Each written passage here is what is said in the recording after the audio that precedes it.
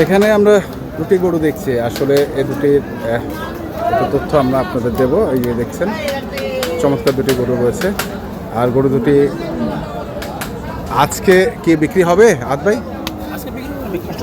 Customer না, এটা একটা তাই না? এটা একটা দুই দাঁত করে নাকি?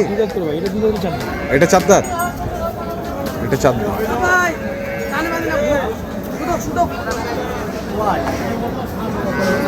কত চাচ্ছেন ভাই দুটা? 380। বেচার দাম কত? 345।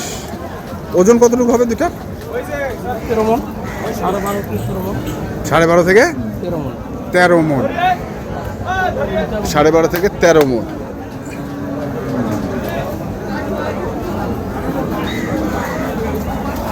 এই যে এই দুটি